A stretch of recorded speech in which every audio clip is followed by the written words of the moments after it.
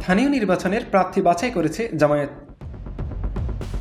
সংসদের বিরোধী দল বাংলাদেশ জামায়াত ইসলামী স্থানীয় সরকার নির্বাচনের প্রস্তুতি আনুষ্ঠানিকভাবে শুরু করেছে। উপজেলা চেয়ারম্যান, পৌরসভা মেয়র এবং ইউনিয়ন পরিষদের চেয়ারম্যান পদে আগেই সম্ভাব্য প্রার্থীদের প্রাথমিকভাবে চিহ্নিত করা হয়েছে।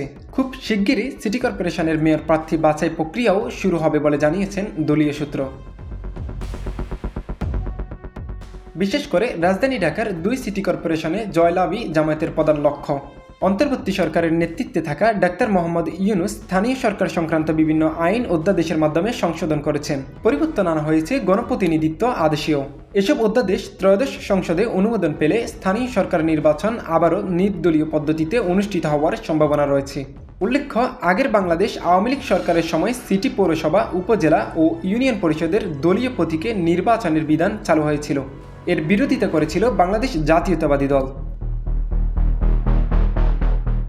সাম্প্রতিক সংসদ নির্বাচনে 2/3 আসনে জয় পাওয়ার পর বিএনপি নির্দলীয় পদ্ধতিতে ফেরার পক্ষে অবস্থান নিয়েছে। 2024 সালের আগস্টে আইন সংশোধনের মাধ্যমে জেলা পরিষদ, সিটি কর্পোরেশন, উপজেলা পরিষদ ও পৌরসভা ভেঙে দেওয়া হয়। বর্তমানে এসব প্রতিষ্ঠান সরকারি কর্মকর্তাদের অতিরিক্ত দায়িত্বে পরিচালিত হচ্ছে। কেবল ইউনিয়ন পরিষদ কাঠামো বহাল থাকলেও অধিকাংশ চেয়ারম্যান পলাতক থাকায় প্রশাসকের মাধ্যমে কার্যক্রম চলছে। ফলে স্থানীয় সরকার ব্যবস্থা এক ধরনের স্থবিরতা তৈরি হয়েছে।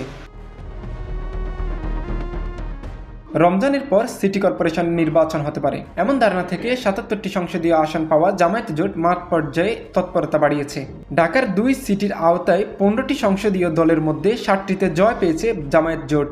ভোটের হিসেবে প্রতিদ্বন্দ্বী বিএনপি জোটের চেয়েও এগিয়ে ছিল তারা। গত বছরের শুরুতেই ঢাকার 2 সিটির 129টি ওয়ার্ডে সম্ভাব্য কাউন্সিলর প্রার্থী বাছাই করা হয়। তারা ওয়ার্ড ভিত্তিক প্রচার চালিয়ে যাচ্ছেন। যদিও নির্বাচন নির্দলীয় পদ্ধতিতে হতে পারে, তবুও দলীয় সমর্থন থাকবে এমনটাই প্রস্তুতি নিচ্ছে জামায়াত। সংসদ নির্বাচনের কয়েকটি আসন জোট সঙ্গীদের ছেড়ে দিলেও সিটি কর্পোরেশনের মেয়র পদে ছাড় দিতে নারাজ জামায়াত। দলীয় নেতারা জানিয়েছেন ঢাকা উত্তর ও দক্ষিণ 2 সিটিতেই দল সমর্থিত প্রার্থীরা থাকবে। তবে কাউন্সিলর পদে জোট ভিত্তিক সমঝোতা হতে পারে।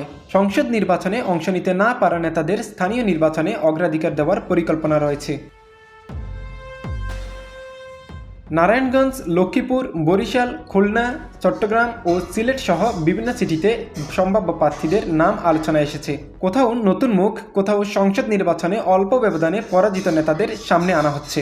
2014 সালে উপজেলা নির্বাচনে 36 উপজেলায় চেয়ারম্যান সহ উল্লেখযোগ্য সংখ্যক পদে জয় পেয়েছিল জামায়াত। পরবর্তীতে দলীয় নিবন্ধন হারালেও 2021 সালে ইউনিয়ন পরিষদ নির্বাচনে 79টিতে চেয়ারম্যান পদে জয়ী হয় দল সমর্থিত প্রার্থীরা।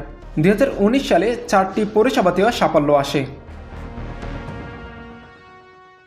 দলের নায়েবে আমির জানিয়েছেন, স্থানীয় নির্বাচন সুস্থ করতে রাষ্ট্র কাঠামোর সংস্কার প্রয়োজন। সংস্কার হলে এবং নিরপেক্ষ পরিবেশ নিশ্চিত হলে জামায়াত অংশ নেবে, এমনটাই তাদের অবস্থান। রাজনৈতিক অনিশ্চয়তার মধ্যেও স্থানীয় সরকার নির্বাচনকে সামনে রেখে সংগঠন গোছানো, সম্ভাব্য প্রার্থী নির্ধারণ এবং জোট সমীকরণ ঠিক করতে 1 বছর আগ থেকেই মাঠে কাজ করছে জামায়াত। এখন অপেক্ষা কেবল নির্বাচন তফসিল ঘোষণার। আশাবুদ্দিন রাহাত, ঢাকা ভয়েস 24।